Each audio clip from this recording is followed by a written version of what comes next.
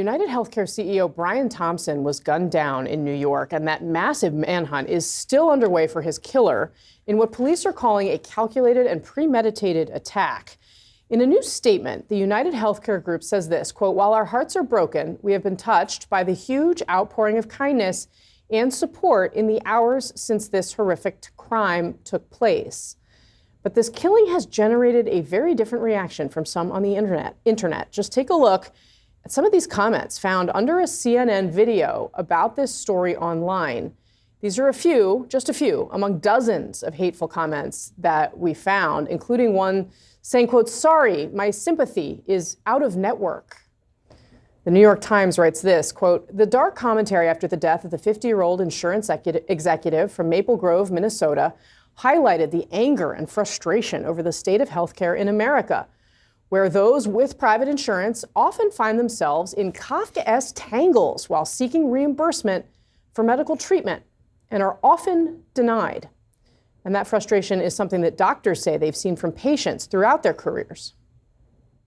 I see people when they're at their lowest, when the system has failed them, and I'm frankly not surprised. They feel abandoned, they feel exploited, they feel lied to when it comes to the healthcare system, and especially insurances, because of the things you mentioned, denials, prior authorization, narrow networks, the cost of healthcare. It's been going on and bottling up for a long time. So our panel's back. Annie Linsky, we're going to be clear here about the tragedy that is Mr. Thompson and his family, right? And set that aside. But what we do see in the wake of this is an outpouring of anger around the way people have been treated by these companies. Now, we're again going to be clear. We are not saying that this justifies any sort of violence at all. But this conversation has really exploded. My family's talking about it. Absolutely, mine is too. Of course, vigilante justice is not the answer to the problem. But what I should say is, and this incident and the reaction to it ought to be a wake-up call to this industry, which has, there have been many big, really good investigative pieces about United Healthcare in particular, and the issues that their customers have in getting the healthcare that's promised, getting the responses promised. And if it's not a wake-up call to the industry, it certainly will be to Congress, and they are going to have there will be laws. In a CNN story that was just published about this, they note that a Facebook post that was put up by United Health Group expressing sadness about the CEO's death, it received 62,000 reactions. 57,000 of them were laughing emojis. Yeah. That's sad to think about, but look at this. And you're right. Most of these healthcare issues are life or death. And I have a sick dad home in Louisiana, and we go to the doctor all the time, and sometimes we get denied for things. And it doesn't feel good, And so I think people have a personal issue with the way their healthcare has been administered. And I think, to your point, Annie, over the next few weeks, few months, we're going to have a conversation about this. If Congress has to take action, I think they will have to, but we hope that these private companies can come to the table and be a little bit more consistent in the way they administer healthcare. I think that would be helpful. United Healthcare has already been the focal point of ire for Congress because it's vertically integrated. They're buying up doctors' offices. They own the largest PBM, which controls the price of prescription drugs in the country. They're the most aggressive on denying claims. I think United Healthcare will get more scrutiny. And of course, we don't know the motivation yet of this killer. We just know that these two words were found on these bullet casings. But let's advance to New York. Yep. So he gets here somewhere around the 24th. Of November. Right. Yep. So now let's establish that puts him here a lot longer than we believed he was here just 24 hours ago before they developed this information. He checks into this hostel, which we've been up to on the Upper West Side, and he's assigned to a room where he has these two roommates. So it's a room for four, but he's the third person there.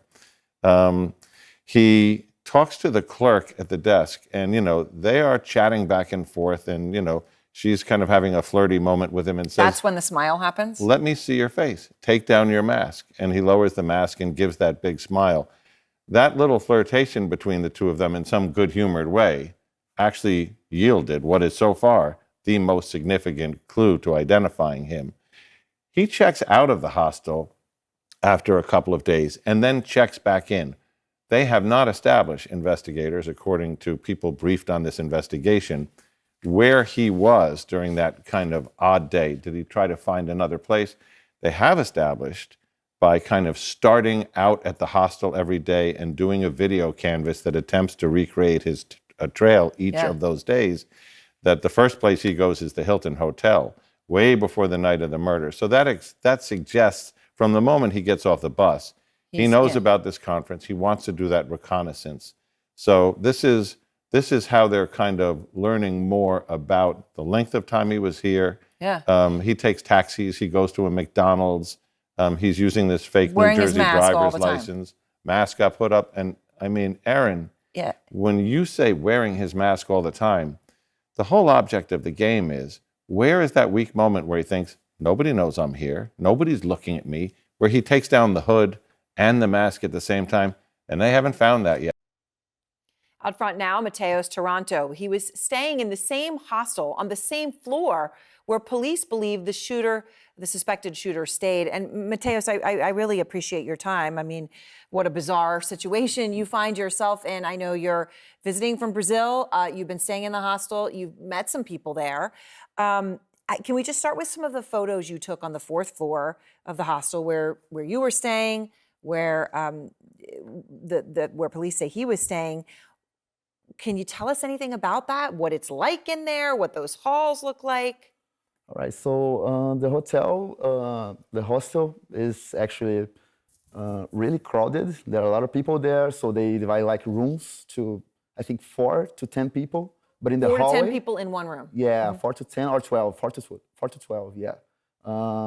So the hallway is just simple. It's just the doors that go to the rooms, the shared rooms.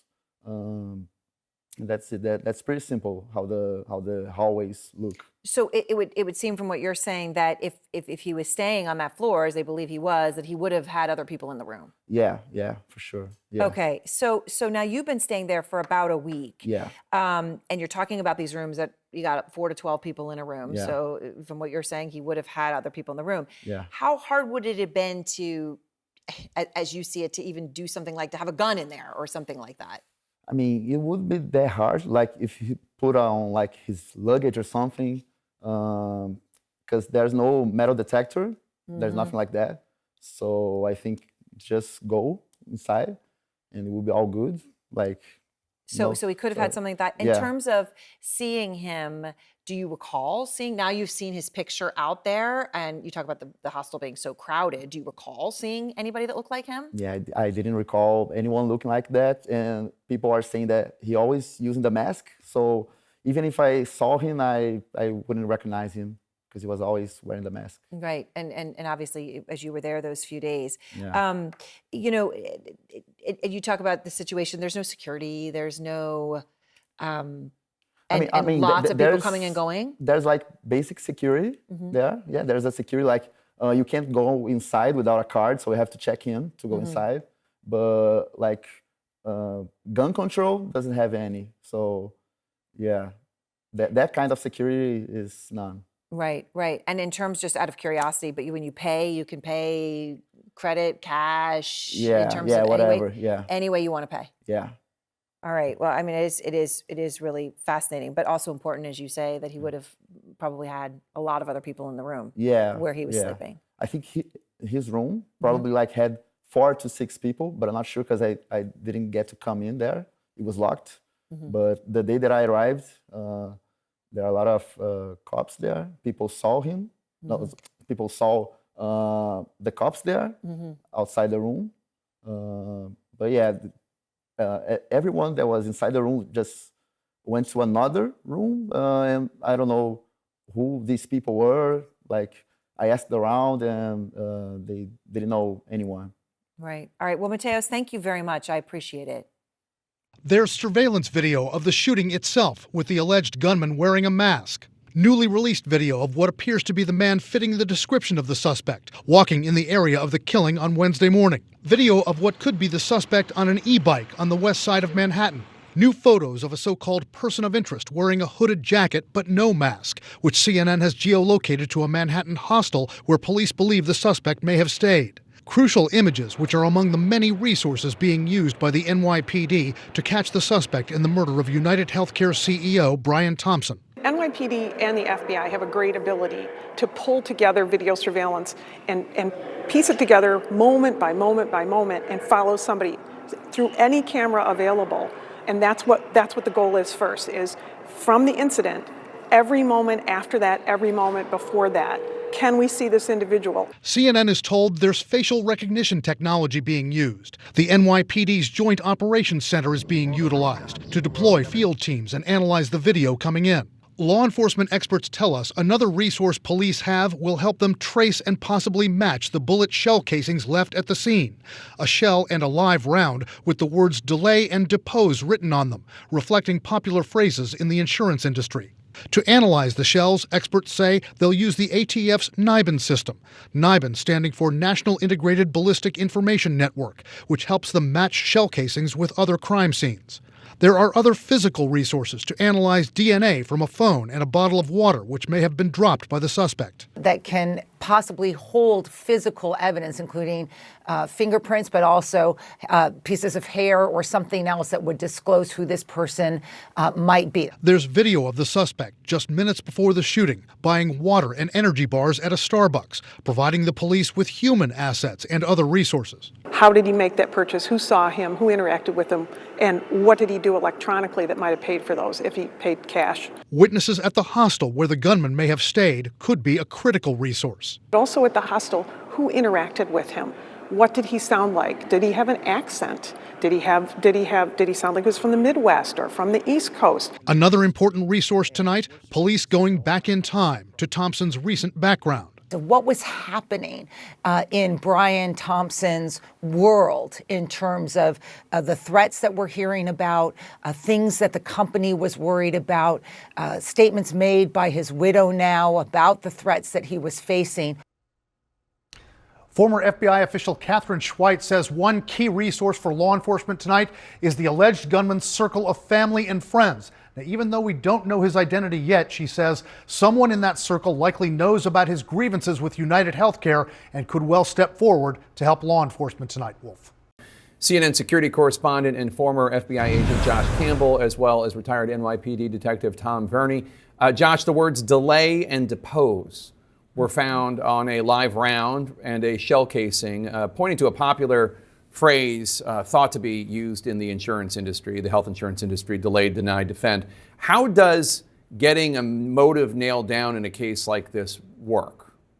Well, this is interesting because it may have been a mistake that the shooter left behind a water bottle and a phone, but it is not a mistake that there are these words that are written on the shell casings, because when a gun is fired, the bullet comes out the front, the shell casing is ejected. And as you mentioned, he actually wrote some of those words on there that are associated with, critics of the insurance industry. And so that could lead to this motive, that perhaps this was someone who had some type of grievance against this healthcare insurance company and was literally leaving behind the motivation for others to find. Now, of course, behind the scenes, investigators would no doubt be working to see what type of threats may have been made against this insurance company, perhaps against the CEO himself. I was talking with a former senior security director at another competing insurance company who said they used to get threats all the time from people who had a bad dealing with the company, and that then boils over into actually doing threats. So I'm sure that they would be looking into those. But of course, finally, Jake, this is one particular theory, and there's a danger in law enforcement that you get tunnel vision and start excluding other potential theories. I personally think that in this case, if this was indeed some type of personal dispute, what better way to try to, shield that than to make it look like a disgruntled claimant? So at this point, all options on the table for law enforcement. Yeah, no, absolutely. Tom, do you think it's more likely that the person, the murderer, did this because the murderer had a motivation, or was somebody hired by somebody with a motivation? Yeah. Well, I mean, look, first, my condolences to the Thompson family. What a horrible thing to be going through, especially this time of the year, the holidays on top of us. And, there's theories about this individual being a hired hitman versus some sort of disgruntled, troubled person with a firearm, which is too commonplace here in the United States, as we've all seen, right? So, the thing is, with leaving so many clues behind, I mean, the the thing that caught me was in the beginning of the video, the person is taking sort of a shooting stance, almost a combat stance that those of us in law enforcement or in the military are trained to take to get the proper sight alignment with the weapon to make sure that the bullet is reaching its proper destination, right? But then to the immediate right, there's someone standing right there, and then to the immediate left, there's someone in a parked SUV. So to be using the silencer sort of it doesn't really make much sense if you're doing this, in front of maybe a handful of people. So, if this was a hired hitman, I don't know if he was hired through Craigslist versus Indeed, because he's already left a lot of clues and evidence behind, where a professional hired hitman would have been a ghost, and you never would have saw the person approaching and or leaving, and certainly not just taking a nice bike ride through Midtown Manhattan. Tom, what do you make of the revelation? Our John Miller just reported that the shooter, or the person of interest rather, used a fake ID to check into that hostel. Yeah, I mean, that's not surprising. I mean, these, as John had sort of alluded to, these, the fake IDs and or even accessories for guns. You could get just about anything on the internet nowadays. And that's this ongoing argument as far as gun laws and, whether the gun laws should be more restrictive, and what can you get either on the open market or on the internet. And it's not about suppressing people's Second Amendment rights as it is, psychos getting their hands on these weapons and then causing unbelievable damage. Having said that, the location of this shooting in Midtown Manhattan, right by the Hilton, and I'm very familiar with that hotel. I'd worked in that area for a number of years. I would put people's mind at ease that I don't think there's any immediate danger to the public. This clearly seems to be a targeted attack. And, so now it's just a matter of piecing together anyone in the country, not necessarily New York City, but around the country, that knows someone that may have had some sort of an issue with this particular insurance company and or with this particular CEO. They may have put that out there on their social media.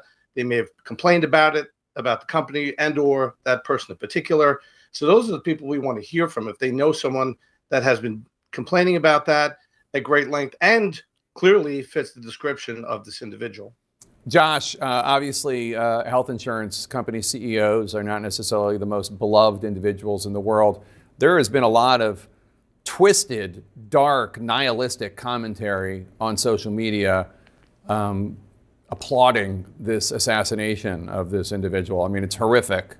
Does that have any sort of effect on future dangers, future threats, or even the search for this killer?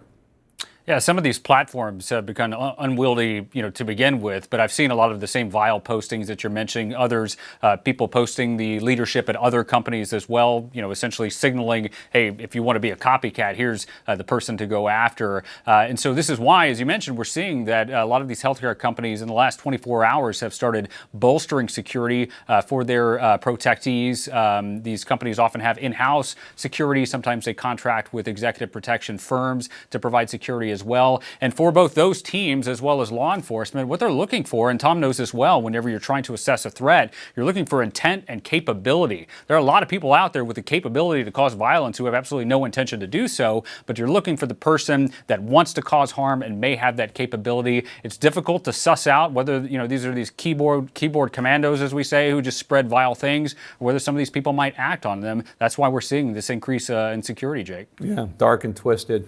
Tom Burney and Josh Campbell, thanks to both.